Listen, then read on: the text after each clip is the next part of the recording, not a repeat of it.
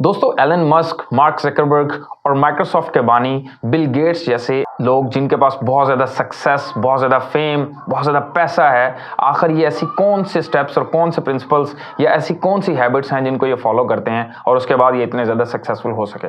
अगर आप भी इन सवालों के जवाब जानना चाहते हैं और अपने ड्रीम्स को फुलफिल करना चाहते हैं या कुछ बड़ा अचीव करना चाहते हैं तो ये वीडियो आपके लिए बेहतर होने वाली, क्योंकि इस वीडियो में मैंने वो सारे प्रिंसिपल्स आपके साथ शेयर किए हैं जो इतने सक्सेसफुल लोग जो है वो फॉलो करते हैं।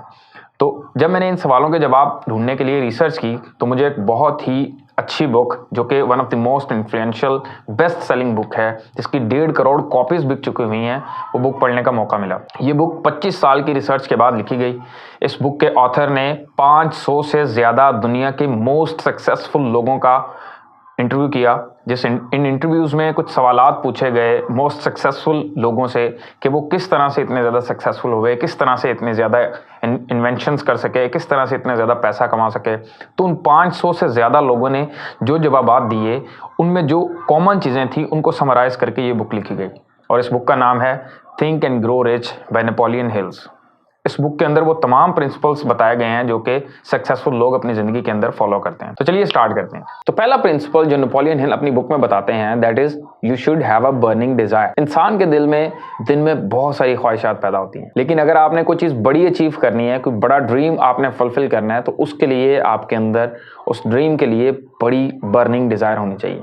अब बर्निंग डिजायर जो है ये आपके अंदर जोश, जुनून, जज्बा या शौक का नाम है। आप जब तक वो चीज़ को अचीव ना कर लें आपको चैन नहीं आता।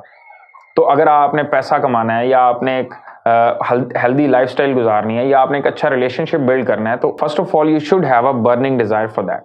आपने कुछ भी चीज़ दुनिया में अचीव करनी है, उसके लिए आपके अंदर एक बर्निंग डिजायर होनी चाहिए, not a normal desire. You should have a burning desire for that, कि उसको अचीव किए बगैर आप चैन ही ना आए आपको। तो दूसरी चीज जो नेपोलियन हिल अपनी बुक में बताते हैं, that is you should have a definite objectives या गोल्स।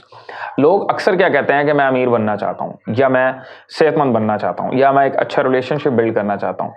ये तमाम स्टेटमेंट्स वेग हैं, दीज आर एम्बिगुअस। जब तक आप इस तरह की स्टेटमेंट्स देते रहोगे आप दुनिया में कुछ भी अचीव नहीं कर सकते। तो अगर आपने कोई बड़ी चीज़ अचीव करनी है तो आपको डिफाइन करना पड़ेगा कि आपने क्या अचीव करना है और कितनी देर में अचीव करना है। लाइक मैं कह सकता हूँ कि मैंने 10 लाख रुपया कमाना है 1 साल के अंदर, तो अब मैंने अपने आप को टारगेट भी दे दिया, टाइम बाउंड भी कर दिया कि भाई 1 साल के अंदर अंदर 10 लाख रुपया कमाना है। तो ये एक रियलिस्टिक टारगेट भी है और आप इसको अचीव भी कर सकते हो और आपने एक टारगेट भी सेट कर लिया अपना। लेकिन अगर मैं यही कहूँगा मैं अमीर बनना चाहता हूँ तो मैं कभी भी अमीर नहीं बन सकता। तो आपने अपने गोल्स को डिफाइन करना है कि मैंने इतना पैसा कमाना है, या मैंने अपने मसल्स को स्ट्रॉन्ग करना है, या मैंने अपना पेट कम करना है, या मैंने अपने स्टमक की हेल्थ को बेहतर बनाना है। तो जब आप ये डिफाइन कर देते हो कि आपने क्या चीज़ अचीव करनी है और कितनी देर में अचीव करनी है, अपने आप को टारगेट दे देते हो, then you start finding ways to achieve that target.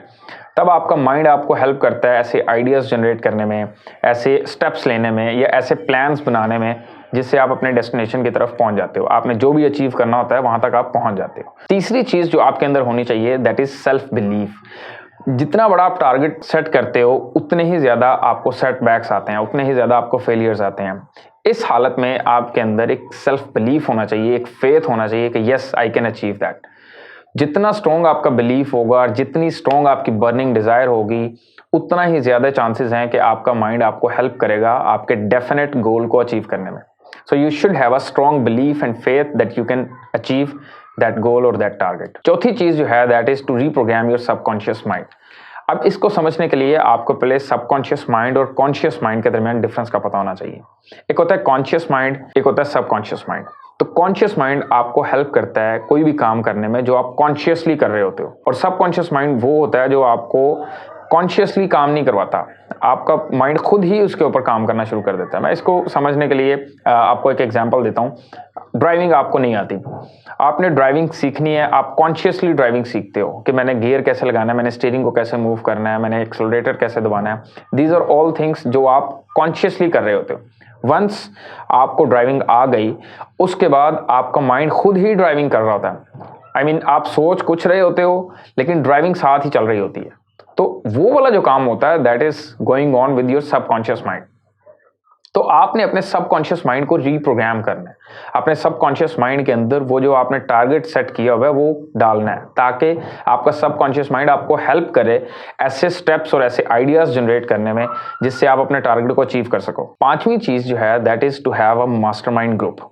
Mastermind group क्या होता है? कुछ लोग हो सकते हैं 1 2 3 4, इवन वो 100 में, हजारों में भी हो सकते हैं। नेटवर्क ऑफ पीपल जिनका गोल सेम हो, जिनका टारगेट सेम हो, जो लाइक माइंडेड हो, जो सोचते आपकी तरह हो, ऐसे लोगों के साथ अपनी कनेक्टिविटी बनाएं, ऐसे लोगों के साथ अपना नेटवर्क बनाएं और उनके साथ देखें कि वो कौन कौन से स्टेप्स ले रहे हैं, वो क्या क्या अच्छी चीज़ें कर रहे हैं।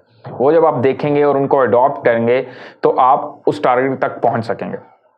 तो यू शुड हैव आज के दौर में तो वैसे भी सोशल मीडिया के ऊपर बहुत सारे ग्रुप्स हैं, बहुत सारे पेजेस हैं जिनको आप फॉलो कर सकते हो और अपने सेम लाइक माइंडेड लोगों में जगह बना सकते हो। दोस्तों, आखिर में मैं आपके साथ अपनी रियल टाइम स्टोरी शेयर करने वाला हूं कि मैंने इन सारे प्रिंसिपल्स को पास्ट में फॉलो किया और एक बहुत बड़ी चीज़ अचीव की।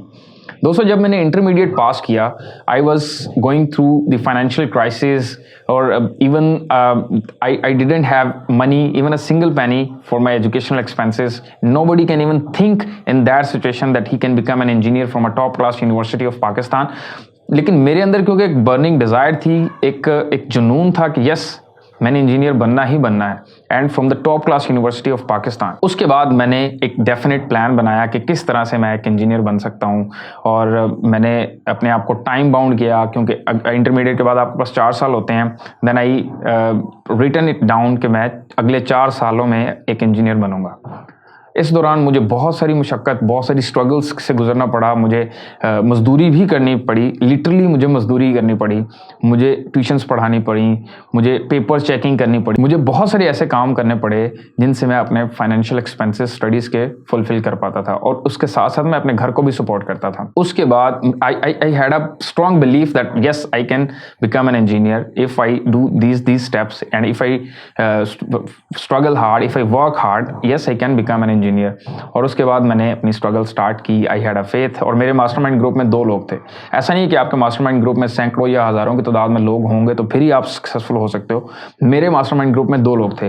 One was my friend and one was my father. जब भी मुझे कोई स्ट्रगल होती, जब भी मुझे कोई परेशानी आती, कोई फेलियर होता, ये दोनों लोग मेरे पास होते थे और ये दोनों लोग मुझे मोटिवेट करते थे, मुझे हेल्प आउट करते थे एंड मैं अगेन खड़ा हो जाता था और दोबारा से हार्ड वर्क स्टार्ट कर देता था। और and the most important thing, the key was that I was persistent, I was consistent. जब भी कोई फेलियर आता था, मैं ऑब्वियसली कुछ देर के लिए बंदा परेशान होता है, लेकिन ये मास्टरमाइंड ग्रुप और मेरी बर्निंग डिज़ायर मुझे हेल्प करती थी दोबारा ट्राई करने की।